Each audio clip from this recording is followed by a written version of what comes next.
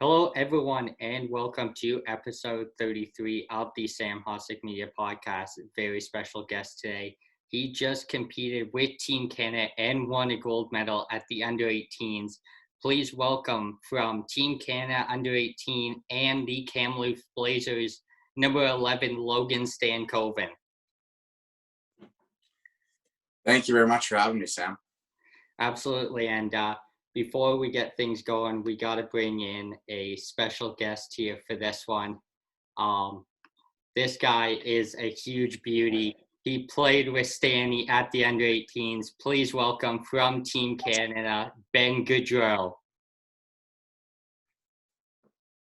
Thank you. So obviously you guys played together at the under 18s. So kind of just take us through the experience of representing Team Canada. It was obviously, a lifetime experience and, something I'll remember for the rest of my life. But I think it was just the memories and the friendships that were created there. I know for myself, I didn't really know many of the guys at the tournament, but, we bonded really quickly and, came together as a team. So, it's pretty cool to meet lots of great guys like Benny himself, I didn't know Benny at all, but, as the tournament went on, we became, pretty good buddies. And, it's just great to see, the success he had and in between the pipes and, really, really helped our team there. Yeah, I kind of got to go with Logan on this one. It was just unreal experience overall. We had great chemistry in the room, basically from day one. Everyone really pulled together and did their part. It was awesome seeing Logan ripping pills past the goalies, working his butt off every second he got a chance to, right? So, yeah, there was lots of guys where I didn't really know them too well, but you go to the camp or a tournament like that, and relationships tend to kind of develop pretty quickly, and they have to like that. So, made lots of friends and buddies I'll talk to the rest of my life. But yeah, it was pretty awesome. Thanks for helping me out there, Logan. Yeah, I didn't do much, but you held the fort back down there. Now, obviously, you guys were in kind of a bubble. So what was that kind of like? What did the days look like for you guys? Obviously, it was probably a lot of Zoom meetings, I'm guessing. Yeah, our days were, consistently always at the hotel or at the rink. So, we didn't really do a whole lot outside of that, but lots of Zoom meetings and, during our quarantine there before we even started practicing, we did some Zoom workouts and lots of, team system meetings over Zoom calls and presentations. So that kept us really busy. And then, some guys had schoolwork as well. So that kept them, pretty busy and, kind of made time go by pretty fast there. But, I think everyone was really looking forward to getting the tournament going and getting on the ice. Yeah, can't really say too much more than that. That was pretty much spot on. Like, even when we were in the room, like, looking back on it, time passed a lot faster than it seemed like it actually was. So, before we knew it, it was ready to play. It was time to play games. And then before we knew it again, it was the finals. And the next thing you know, we're at home, right? So, even though we quarantined quite a bit there and we're locked up pretty intensely, by the end of it, it was something that we all kind of knew we had to do and sacrifice we had to make. But no, it went by a lot quicker than I think we all kind of expected it to go by. For sure. And take us through when the tournament kind of started, you guys get going against Sweden and come out and just take down a powerhouse like they were. Just take us through that first game and how it kind of went.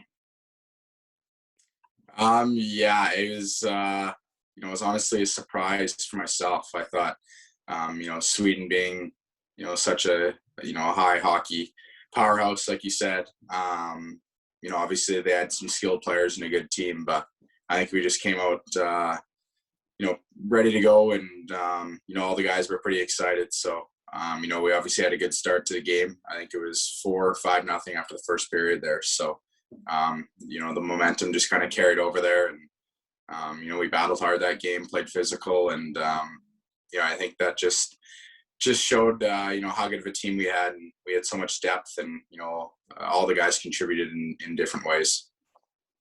Yeah, no, I mean, come from like the OHL and stuff like that. We haven't got to play at all this year, so I know a lot of guys going into that game took this as kind of their first actual game in a long time.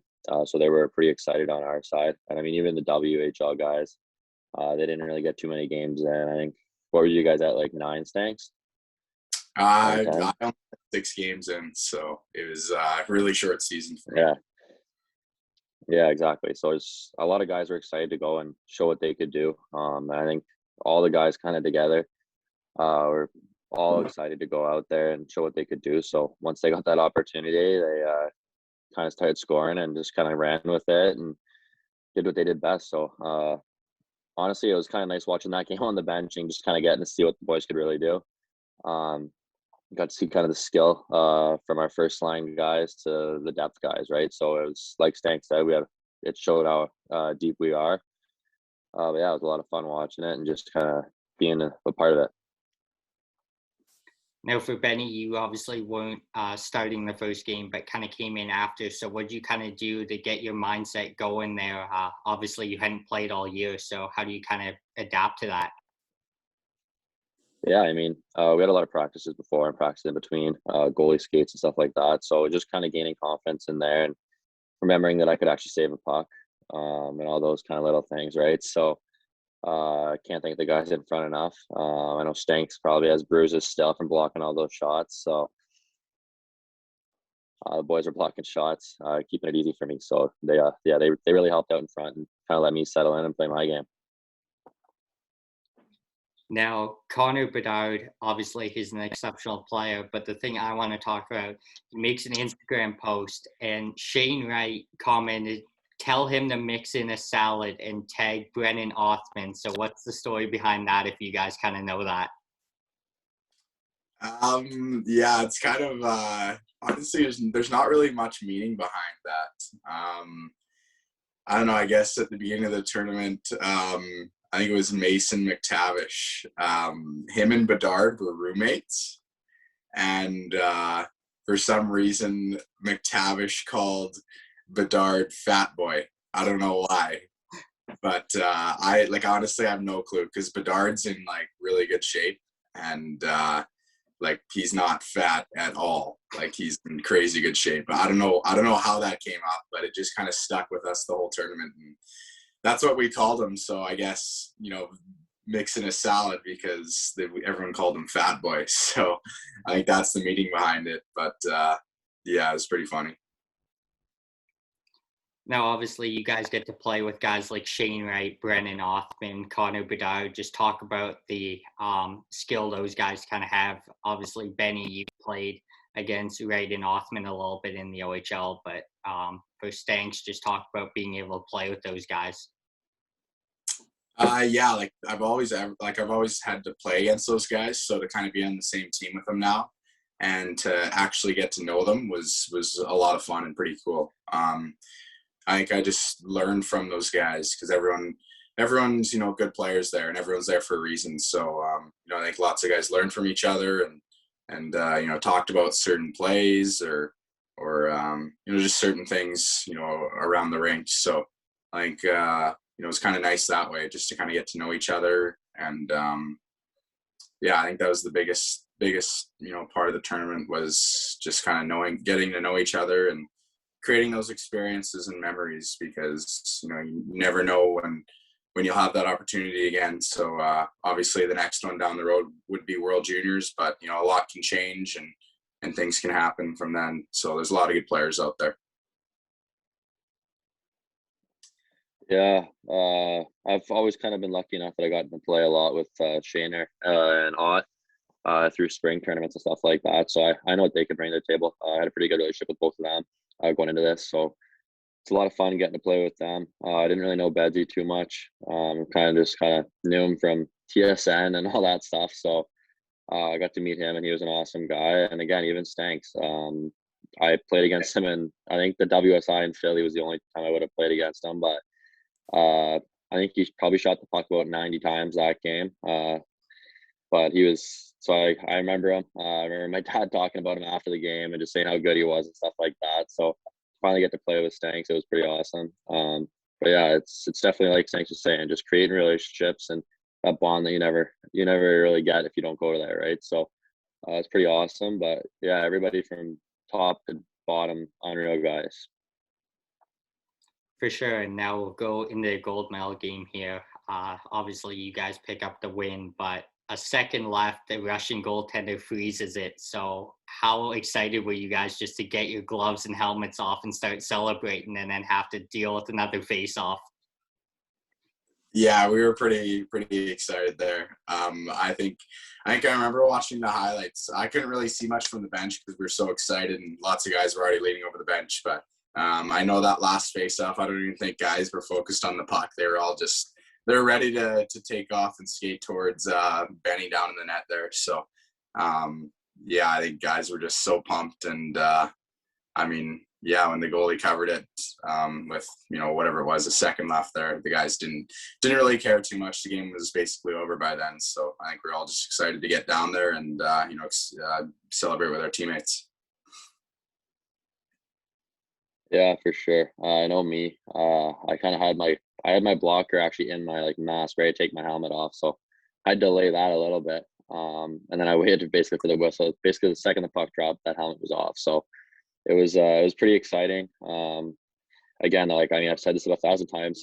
That last 40 seconds, it took about 4 years to get it over with. That was right after Shaner put the empty net goal, and that kind of put the icing on the cake for us. And knowing that you're going to win something like that, it's an unreal feeling. So I know a lot of the guys, and myself included in that, were pretty excited for that and just wanted to really celebrate with the boys. But yeah, it was definitely exciting. But yeah. For sure. Now take us through being able to stand on the blue line and belt out "O Canada" as a Canadian with a gold medal around your neck. How special is that? Yeah, it's pretty surreal, honestly. Like I said before, you never know when you'll have that opportunity again. So for me, I just wanted to take it all in and enjoy the whole experience. And it was a nice way to cap off, you know, what was a weird season. Obviously, didn't get many games in, and you know, it was tough at times just to kind of not be playing and seeing other people, you know, or other players over in Europe getting to play, and you know, us, you know, basically sitting at home training and doing what we can. But you know, it was pretty cool to you know, you always see it in the World Juniors when Team Canada wins, they're always singing "O Canada" on the blue line, and you know, with the gold medals around their necks. So I think just to kind of live that experience was pretty cool, and obviously it's, you know, something I'll remember for the rest of my life. Yeah, he pretty much hit that on top of the head with that one. That was exactly what I would have said. It was, you never know when you're gonna get that opportunity again. Especially winning a tournament like that. So I think for all of us, it was just dreams coming true for all of us, and just being able to kind of stay on the blue line and do that was pretty special for all of us. Now, before "O Canada" and the trophy and medal celebration, Betty, you were given the Player of the Game award, and the announcer called you Benny Grudeau. So just take us through the minute you heard that, and what was your kind of thoughts to hear your name get butchered like that?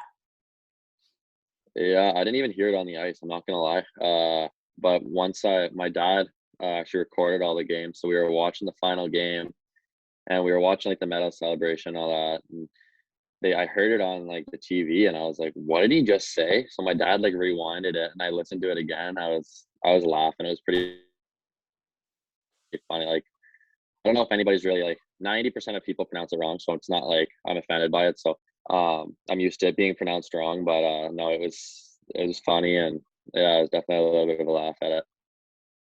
Now, a guy that I know really well is Brant Clark, and I don't know if you guys kind of saw the highlight after, but he butchered the Canadian anthem. So did he kind of say anything about that in the locker room after? Because he had the TSN camera on him when he sang the words wrong. So was he kind of saying anything about that to the boys in the locker room after? I honestly don't. I didn't even know. I know a few people have mentioned it to me after the tournament, but like, no, he didn't mention anything about that in the dressing room, and none of us knew. So, yeah, no, I honestly don't know. I'll have to watch the highlights of the game or after the game there. But no, I didn't see anything there. So Yeah, I gotta agree with him. I didn't notice anything until I watched the game, and then I really wanted to plug my ears when we were going at it. It was pretty bad, but no, it was definitely something that I think we all wanted to do. So it was pretty special, and for him to sing the way he sang, good for Clarky. I can't even say I'm surprised. Now take us into the dressing room. What was the celebration kind of like with the trophy in the room? it was pretty cool. I think most of the celebrating was done out on the ice, but I guess we did a little bit of celebrating in the dressing room. I think just guys with social media is so big these days, so a lot of the guys had their phones out and were celebrating and replying to lots of friends and family. So yeah, it's just pretty cool. Honestly, I didn't really see the trophy too much in the dressing room. It was more out on the ice, but I know just so many guys had media requests. So I think Shaner had the trophy lots, and same with Bedsy. So yeah, I was pretty occupied with that, but it was a lot of fun. Yeah, the goalies actually got undressed and dressed in a separate room, so we didn't really get I had to get undressed quickly, so I didn't really get to spend too much time with trophy or anything like that. And then I had to go do media with Shaner, and then with TSN. So I was running around, uh, trying to get undressed for that, and then run over, go do my media, and try to get back with the boys. But yeah, I mean, when I when I was walking out, it seemed like a pretty good celebration going on in there, and yeah, we had a tight group. So I think everyone, even without the trophy, and just being able to kind of sit back, look around the room, and see the guys that we just accomplished that with was pretty special. Now take us through going back to kind of hotel and then everyone kind of leaving. What was the kind of routine that you guys went through after the tournament ended? Yeah, so after the game, we just walked back to the hotel because it was pretty close and it was a nice night out. So, once we got back to the hotel, we ate dinner, and the coaches had some words to say, and we didn't really have an opportunity to kind of celebrate too much because by the time we got back to our hotel rooms, it was about 12:30, close to 1. So and then that same morning, we all had to, for myself, I think Benny too, most of us were on a 4:30 a.m. bus to the airport. So I didn't even sleep that night. So I remember the next night I was so tired. So I slept like a baby. I was out cold, but yeah, no, it was pretty tough having to wake up at 4:30. But for me, I didn't even fall asleep that night. Yeah, it was the same thing. I kind of once we were done eating and the coach were done saying their words, I thought, you know what, let's go try to get some sleep. But I got up, and that was the first time I really opened up my phone. So I had a couple calls to make and a bunch of texts and stuff like that to respond to. So by the time I was all said and done that, it was almost 3 o'clock. And I remember just sitting back on my bed, looking up and go, yeah, I'm not going to bed tonight. So I ended up just laying there for like an hour, scrolling through Instagram, TikTok, texting people, and just trying to kill some time. And got up and went out onto the plane, and that was about it. But no, it was definitely special. Even just hearing the words the coaches had, I think was pretty important to us, and just kind of getting to hear that. So it was special, and we had a great group of guys to do it with. Now, before we let Benny go here, World Juniors last year, obviously the guys get a phone call from their parents on FaceTime to kind of find out they made the team. What was it kind of like for you guys to find out? What did the coaches kind of do to let you know you made the team this year? I got a phone call from Alan Miller, who kind of coordinated everything. Yeah, he just kind of gave me the phone call, and I remember I was practicing with my club team here in Kamloops, and I think it was right after practice I got the phone call letting me know that I had made the team. So I was pretty excited, and the first guy that I called after was my dad, and I wanted to let him know the awesome news, and he was pretty happy for me. So that was my story of finding out how I made the team. Yeah, I was downstairs in my basement actually. My buddy and I here, we trained together, so I think we were just done training. We left from like the gym, came back home, and I got the call from Alan Miller again. And I was down in the basement. I was expecting the call because I kind of got a text from my goalie coach in Sarnia just saying expect a call today. So I got the call, answered it, and yeah, he told me I made the team and walked upstairs. My parents were both there, so I told them both, and they were pretty excited for me. But yeah, it was awesome. Something I'll never forget. Absolutely. Well, on behalf of the listeners, I want to thank Ben Gaudreau for hopping on here today. For the listeners, he's coming on episode 34 with Joe Verbradick in a couple hours now. So we'll see you in a couple hours, Benny. Awesome. Thank you. See you, Stanks. See you, Benny. Have a good one. You too.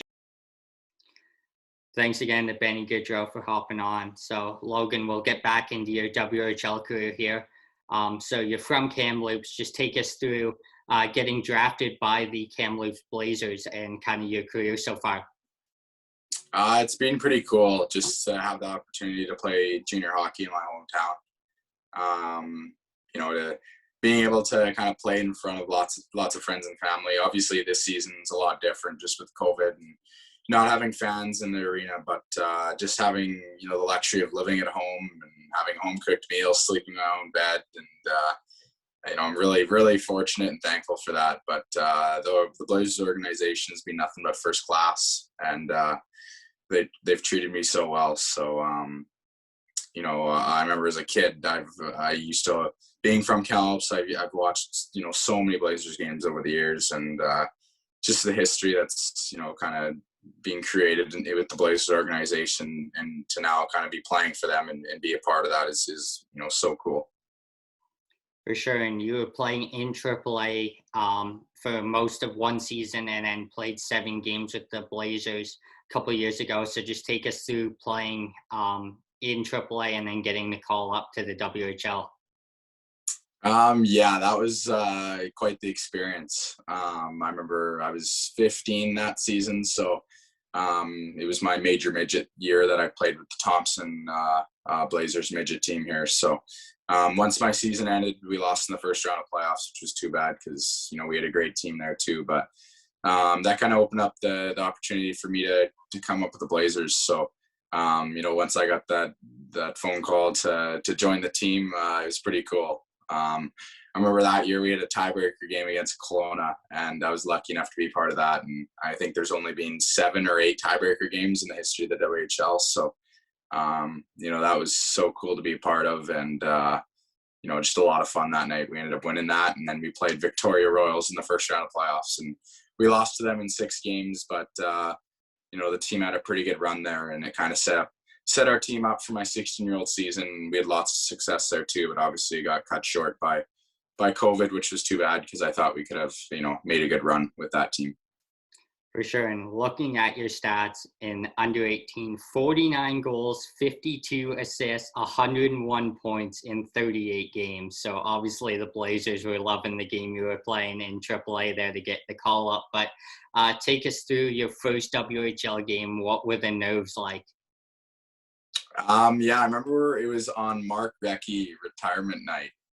They were retiring his jersey. So the rink was pretty packed that night, and everyone was excited to, see Mark Recchi back in the building again. And then obviously I had the chance to, start my first WHL game on that night. So that was, an awesome experience for myself and for my family. And, I remember we were playing Swift Current Broncos that night, and we won, I think it was 5-3. I ended up getting my first WHL assist on the game-winning goal. So that was pretty cool.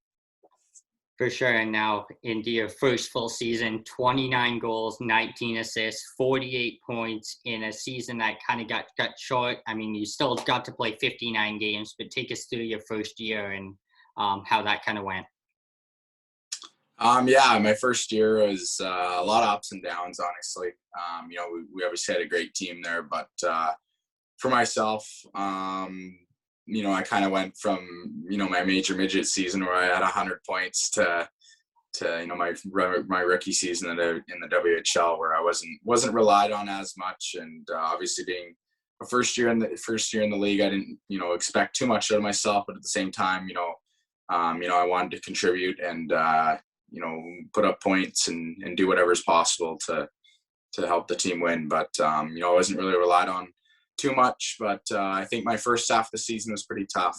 I started off well, but then after the first 5 or 6 games, I kind of hit a drought there for a while, and it was tough sledding for a bit. But then I think it was after Christmas time. I kind of sat down with myself, and it was the Christmas break, and I knew I had more to give, and the first half wasn't good enough. So I did some boxing, worked on my cardio over the Christmas break, did some workouts, and shot a lot of pucks, and I came back, I think, just energized and ready to go. And I think I ended up finishing off the season, with close to a point per game in the last. I think we had 29 games. Was it after Christmas? Or no? I don't know. I can't remember what it was, but my last 29 games, I had 29 points. So, I finished off well, but I think it was a tough season for myself, but a lot of learning curves, definitely. For sure. And now, obviously, last March, season gets cut short. Kind of take us through what the team was kind of doing when they got the news, and what did you guys kind of do after that to kind of prepare if you were going to come back? It was honestly like that never happens. So, my thought process was sort of, we'll be gone for a week or two and everything will be fine. We'll be back playing again. But obviously that wasn't the case. And, once we heard the news that, the WHL wouldn't be starting up indefinitely, it was pretty tough to hear because, like I said before, I thought our team was probably one of the best in the past years. So we could have really made a run. And, obviously our team brought in some key pieces that we thought would have helped in the playoffs. And, for them to only get in a handful of games and to not kind of get that playoff experience. And, so a lot of guys get contracts. For the older guys, they can get contracts out of the playoffs, So, it's pretty tough for some of them. But, sometimes that happens in life. And luckily for me, it was only my first year in the WHL, so I still have, 3 more years left. For sure. And now heading into this year, obviously there was a lot of uncertainty with COVID. So when you guys kind of started up, what was it like to kind of play just a few different teams? Like obviously you're not playing every team in the WHL because teams didn't even play games out there this year. But just take us through a COVID season in the WHL. So I only got to play 6 games, but I think just to finally get back with, all my teammates and to get going again was really nice. Even though we couldn't play in front of fans, I think it was just cool to get things going again. And, we had a really good squad this season too. We ended up winning the BC division. Our team finished up on Tuesday there. Obviously I wasn't able to be a part of that because I was with the U18 team, but to see them have success from afar was really good to see. So hopefully we can bring that into next season. Now, for the people that don't know, it is your NHL draft year. So playing those games and being able to play at the under-18 tournament, what's it kind of mean for your draft stock? Like, are you kind of paying attention to that or just kind of letting it play out the way it is? I only had a handful of games in the WHL and then about 8 or 9 games or 7 or 8 games with the U18 squad there. So, I tried to take advantage of every game I had and to go out there and make a difference and do as much as I could to prove to the people watching that, I'm a good player and I can make plays and be a difference maker out there. So I tried to do the best I could possible. But obviously at the end of the day, it's the scouts and what the team wants. So, I think you just kind of have to let that play out and see what happens at the end of the day. For sure. And obviously the Seattle Kraken are coming into the NHL this year. So, that'd be pretty cool to be able to be the first overall pick there for their franchise. Yeah, no, that'd be pretty cool. Yeah, I mean, I've been to Seattle a few times when I was younger, and to see them have an NHL team now, it's pretty cool. So I'm not that far away from Seattle, only about 5 or 6 hours. Now, obviously, you guys were just starting your season when the NHL came back, but who's your kind of go-to team, and how excited were you to see NHL hockey for over 100 straight nights? Yeah, so my two favorite teams are Montreal and Pittsburgh. So to see them both make the playoffs is awesome. I know Montreal's had some tough years in the past, but to see them back in the playoffs, and they're going to be facing Toronto in the first round. So the Montreal-Toronto rivalry is always a good one. So I'll definitely be watching that. And even Pittsburgh and New York Islanders, they've had some good battles over the year, and I think it'll be interesting to see how that series goes as well. For sure. I mean, speaking as a Toronto fan, I don't know how well it's really going to go for Montreal. I mean, you got to kind of shut down Matthews and Marner, but who really knows? I mean, it's kind of tough going 2-7-1 against a team and then having to face them in the playoffs. But I mean, playoffs, anything can happen. Yeah, no, exactly. All it takes is a game or two to get going, and the series could be over before you know it. But yeah, no, I can't wait to see Montreal beat Toronto there. For sure. Now, we grilled you enough here, so we'll have some fun here before we wrap things up. Best and worst trooper on the Kamloops Blazers? Oh, that's a good question. I don't chirp much myself, but probably have to say Josh Pilar or Montana Onyebuchi. I'd probably say those are the two guys that chirp the most, and they're always grilling other guys. So it's pretty funny to see them go at it with other guys. Funniest moment on a bus trip last year?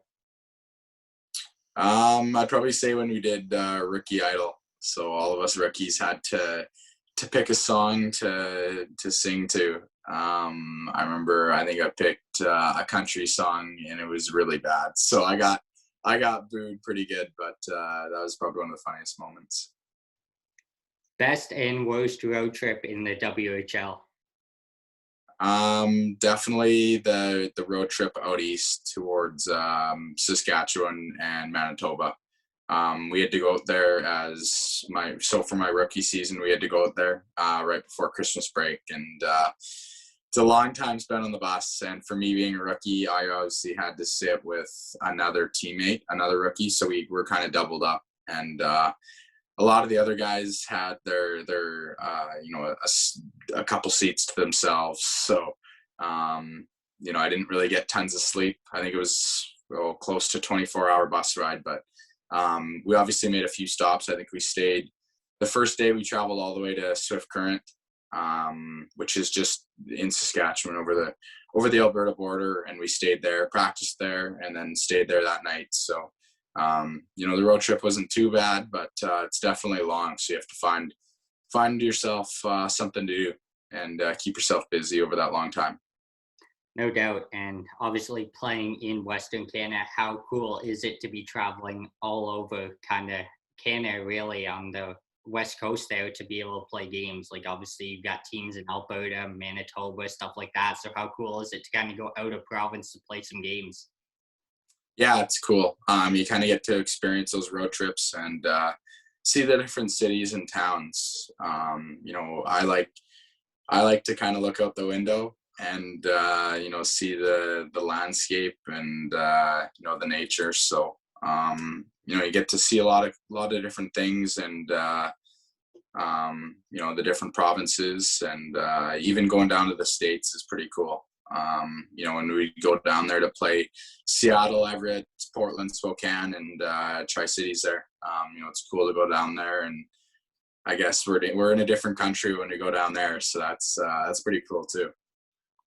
For sure. Now, we'll kind of put you on the spot, but you're on a selection committee for the Olympics next year. Who are some of the men's players that you're taking for Team Canada? For forwards, I'd probably go, obviously, Crosby, McDavid, Oh, there's lots of guys out there. There's so many. Honestly, Canada could put 2 teams into that tournament, but definitely Marchand, Bergeron. For a few guys on defense, I'd definitely say Makar, Shea Theodore, just a few guys like that. And then for goalies, I'd probably go with Carey Price and I don't know who else. Honestly, I'd have to. It's hard to think of everybody off the top of my head, but I think Price would definitely be in there for a top goalie.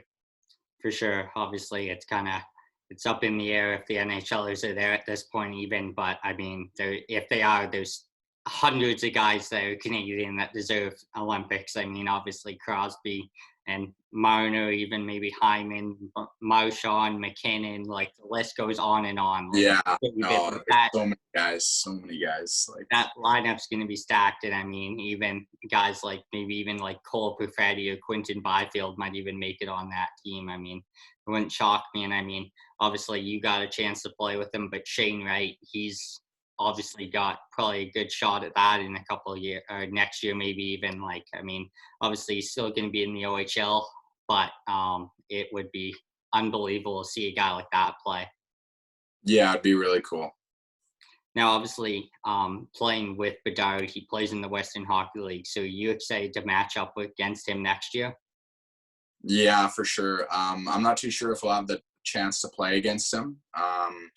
The WHL hasn't really, mapped out a plan for our games yet, or what the plan is going to be. But yeah, if we do get the chance to play against each other, I think it's going to be a good battle, and I'd be looking forward to it for sure. I'd have to shut him down pretty good because obviously he's lighting it up over there. Now, has there been a player that you've played against in the WHL that you're like, holy crap, I'm actually lining up against this guy for a face-off or just playing against him? I think it was my 15-year-old season. I can't remember who I was lining up against, but just a few of the guys that I've played against, like I guess my rookie season as well, I played against Ty Smith and Bowen Byram. So to now see them playing in the NHL is pretty darn cool. And Ty Smith obviously had himself a pretty good season, with the Devils there, and Byram as well. It's just cool to see what they did in the WHL when I played, and to now see them in the NHL. Like it's pretty surreal, and it's pretty cool looking back on that. Now, obviously, it's kind of different for every junior player, but at any point before getting drafted, was there any thought of going NCAA, or did you always kind of want to be in the WHL? No, there was thought put into that for sure. I think it was before the WHL draft there. I think I just tried to weigh both options and to see what would be better, for myself. But I think there's a few colleges and universities down in the States that, I had some interest in, and they had some interest in me as well. So, I think the schooling part of things was really important in going the college route, because, you always have to have a good backup plan once hockey ends. So, you never know when things could end. So to have school as a good backup is always really important. But I think when I found out that the Blazers had a chance at drafting me, it's something that would be really special, and to now kind of fast forward to where I am now, it's been a lot of fun, and I definitely, no regrets at all going the WHL route. It's been awesome to live at home and play in my hometown. For sure, and I know out here in the OHL, once you play one game, your NCAA eligibility is kind of gone. So is that kind of the same thing out in the WHL? Or do you guys kind of have the opportunity to still go Division I after your careers are done?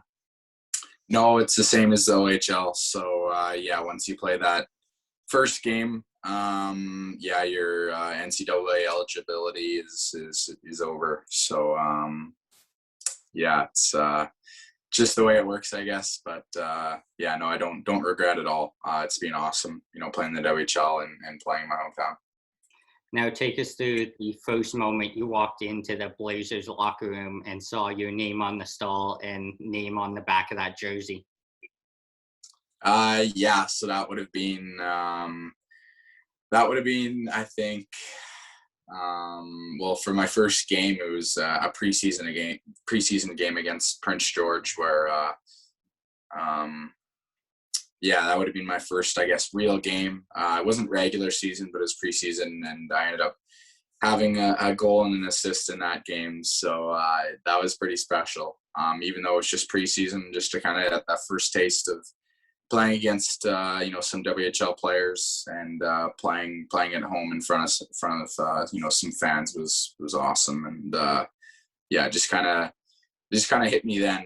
Like once I saw that jersey with my name on the back, like, yeah, I'm a Blazer now, and I'm playing for the team I grew up watching as a kid.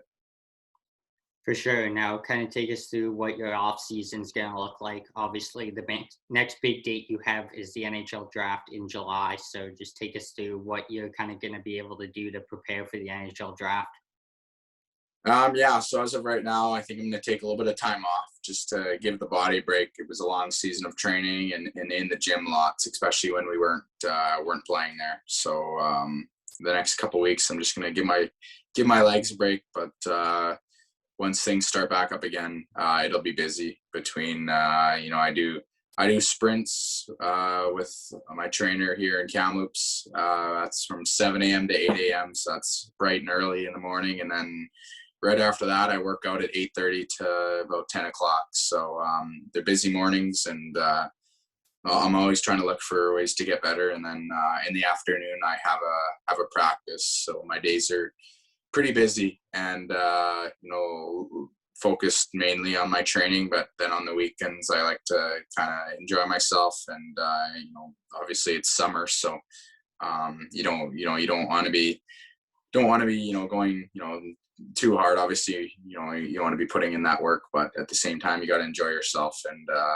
have some fun and hang out with friends and family and enjoy the nice weather. For sure. And now, before we wrap up, obviously everyone's kind of getting affected by COVID right now, but what are you most looking forward to be able to kind of do this summer? That's a good question. Lots of things, but I'd probably say